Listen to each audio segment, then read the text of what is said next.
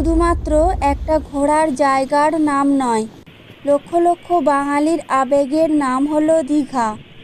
আর সেই রানী দীঘার মাথায় এবার নতুন পালক হলো শ্রী জগন্নাথ ধাম। এই ভিডিওয় জেনে নিন কম খরচে কি করে আসবেন দীঘায়।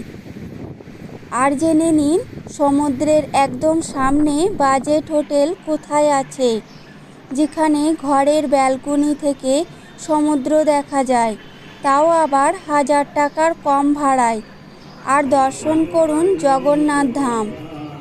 সঙ্গে দেখে নিন শঙ্করপুর সি বিচ, সাথে থাকবে 200 বছরের পুরানো শ্রী শ্রী ন্যাকালী মাতার মন্দির ও মন্দিরের সম্পূর্ণ ইতিহাস। তাহলে আর দেরি কেন, চলুন যাত্রা শুরু করি। আজ 1 এপ্রিল 2026, ঘড়িতে বাজে সকাল 6টা 25। আমরা চলে এসেছি হাওড়া স্টেশনের 19 নম্বর প্ল্যাটফর্মে।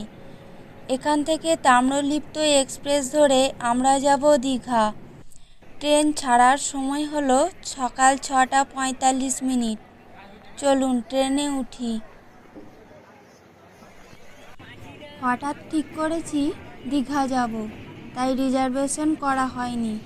আমরা জেনারেল টিকিট কেটে জেনারেলেই যাচ্ছি। হাওড়া থেকে দীঘা পর্যন্ত টিকিট ভাড়া মাথাপিছু 95 টাকা নিয়েছে। এখন এক্সপ্রেস ট্রেন ছাড়াও অনেকগুলো লোকাল ট্রেন দীঘা যায়। সেই সব ট্রেনের ভাড়াও অনেক কম, মাত্র 45 টাকা, আর সময়ও খুব বেশি লাগে না। সেই সব ট্রেনের খোঁজ খবর থাকবে এই ভিডিওয়, তাই বলছি ভিডিওটি পুরো দেখবেন। আর ভিডিওটি ভালো লাগলে একটি লাইক ও কমেন্ট করবেন, সাথে চ্যানেলটি সাবস্ক্রাইব করে দেবেন এরকম আরও ভিডিও দেখার জন্য। কথা বলতে বলতে আমাদের ট্রেন কাঁথি স্টেশনে ঢুকে গেছে। দীঘা আর বেশি দূর নয়, আর মাত্র আধ ঘন্টা লাগবে। দীঘা স্টেশনে পৌঁছে আপনার সাথে কথা বলছি। এখন ঘড়িতে বাজে সকাল 10টা 38। এইমাত্র আমরা দীঘা স্টেশনে নেমে পড়েছি। দেখুন, স্টেশন থেকেই জগন্নাথ মন্দিরের চূড়া দেখা যাচ্ছে। সকলে বলুন জয় জগন্নাথ। চলুন স্টেশনের বাইরে যাই। আমরা হোটেল বুক করে আসিনি, কারণ আগের থেকে বুকিং করলে অনেক সময় ঘর মনের মতো হয় না, তাই আমরা চেষ্টা করি স্পট বুকিং করতে। চলুন যাই। দীঘা স্টেশন থেকে বেরোলেই অনেক টোটো, অটো, ট্রেকার গাড়ির চালক আপনাকে ছেঁকে ধরবে। তারা প্রথমেই আপনাকে জিজ্ঞাসা করবে হোটেল বুক করা আছে কি না। যদি আপনার হোটেল বুক করা না থাকে, তাহলে তারা আপনাকে নিয়ে বিভিন্ন হোটেল দেখাবে, যতক্ষণ না আপনার হোটেল পছন্দ হচ্ছে, কারণ এতে তাদের কিছু টাকা কমিশন থাকে। যাই হোক, আমরা যেহেতু কোন হোটেলে যাব মনস্থির করে রেখেছি, তাই আমাদের কাছে টোটো দাদা 70 টাকা ভাড়া নিল। আর যাদের হোটেল বুক করা থাকে না, তাদের কাছে মাথাপিছু মাত্র 10 টাকা ভাড়া নেয়। আমরা চলে এসেছি নিউ দীঘার হোটেল মানসকন্যায়। এবার আমরা ঠিক করেছি এই হোটেলেই থাকব। এই হোটেলটি সমুদ্রের বেশ কাছে, এমনকি ঘরের ব্যালকনি থেকে সমুদ্রের খানিকটা দেখাও যায়। এই হোটেলে লিফট, জেনারেটর, রেস্টুরেন্ট সমস্ত সুবিধাই আছে। ভাড়াও বেশ কম অন্যান্য হোটেলগুলোর থেকে। আমরা নিয়েছি নন এসি রুম। আমাদের ভাড়া পড়েছে প্রতিদিন 800 টাকা প্লাস জিএসটি। এখানে একটা কথা বলি, সোমবার থেকে শুক্রবার পর্যন্ত এই ভাড়া, আর শনি ও রবিবার বা যে কোনো ছুটির দিনে এই ঘরেরই ভাড়া 1200 টাকা প্লাস জিএসটি। আজ আর সমুদ্রে স্নান করব না, তাই হোটেলে স্নান সেরে দুপুরের খাবার খেতে বাইরে বেরিয়েছি। আমরা হোটেলের রেস্টুরেন্টে খাইনি, কারণ দীঘায় আমাদের খাওয়ার ঠিকানা হলো হোটেল নিমন্ত্রণ। ওদের খাবার আমাদের বেশ লাগে। এবার খেতে যাব, খেয়ে দিয়ে তারপর আপনাদের সাথে কথা বলছি। এখন ঘড়িতে বিকেল 4:30। আমরা সকলে সমুদ্রের ধারে চলে এসেছি। এখানে কিছুক্ষণ সময় কাটিয়ে তারপর যাব ঢেউসাগর পার্ক দেখতে। তারপর সেখান থেকে যাব দীঘা জগন্নাথ ধাম। একটা গুরুত্বপূর্ণ কথা বলতে ভুলে গেছি। আপনারা যারা দীঘায় আসবেন বলে ভাবছেন তারা প্রত্যেকেই অবশ্যই পরিচয়পত্র নিয়ে আসবেন। দীঘায় হোটেল ভাড়া নিতে গেলে প্রত্যেকের আইডি কার্ড থাকতেই হবে, না হলে ঘর ভাড়া পাবেন না। দেখতে দেখতে সূর্য পশ্চিম আকাশে অস্ত যাচ্ছে। দেখুন কি দারুণ দৃশ্য, মন ভরে যাচ্ছে। সূর্যি মামা পশ্চিমে অস্ত গেছেন। এবার চলুন ঢেউসাগর পার্কে যাই। এই ঢেউসাগর পার্কটা সমুদ্রের একদম পাশে।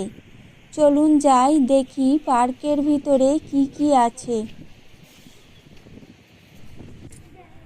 আমরা এইমাত্র পার্কের ভিতরে ঢুকলাম। ভালো কথা, এই পার্কের প্রবেশ মূল্য জনপ্রতি মাত্র 20 টাকা এবং ভিতরে রাইডগুলোর ভাড়া কিন্তু আলাদা। দেখুন পার্কের ভিতর থেকে সমুদ্রটা কি সুন্দর লাগছে। সামনে যেটি দেখতে পাচ্ছেন এটি আসলে রেস্টুরেন্ট। এখন আমরা কোথায় উঠেছি দেখুন। এটি একটি সিমেন্টের হাত, বেশ উঁচু। এখান থেকে সমুদ্র দেখতে বেশ লাগছে। আকাশে পূর্ণিমার চাঁদ, সামনে সমুদ্র আর ঝোড়ো হাওয়া, এক কথায় অসাধারণ। চলুন এবার পার্কের অন্য দিকগুলো ঘুরে দেখি। একটা কথা বলতেই হয়, পার্কটি বেশ সাজানো গোছানো। দেখুন সামনে আলোর মাধ্যমে পার্কের নামটি লেখা রয়েছে, কি সুন্দর লাগছে। এই পার্কে রয়েছে বিভিন্ন রকমের রাইড। বেশিরভাগ রাইড 50 টাকা টিকিট। বড় ও ছোট সকলেই চড়তে পারে। বেশ খানিকটা সময় কাটানো হলো ঢেউসাগরে। চলুন এবার জগন্নাথ মন্দিরে যাই। শুনছি রাত 8টায় মন্দির বন্ধ হয়ে যাবে। ঘড়িতে এখন সন্ধে 6:30। এখন গেলে মন্দিরে বেশ কিছুটা সময় কাটাতে পারবো। আমরা টোটোয় উঠে পড়েছি। এখান থেকে মন্দির যেতে টোটো ভাড়া নিচ্ছে 100 টাকা। চলুন জগন্নাথ দর্শন করতে যাই। আপনাদের বলে রাখি, ঢেউসাগরের 2টি গেট। একটি সমুদ্রের দিকে, যেখান থেকে আমরা প্রবেশ করেছি, আর একটি রাস্তার দিকে।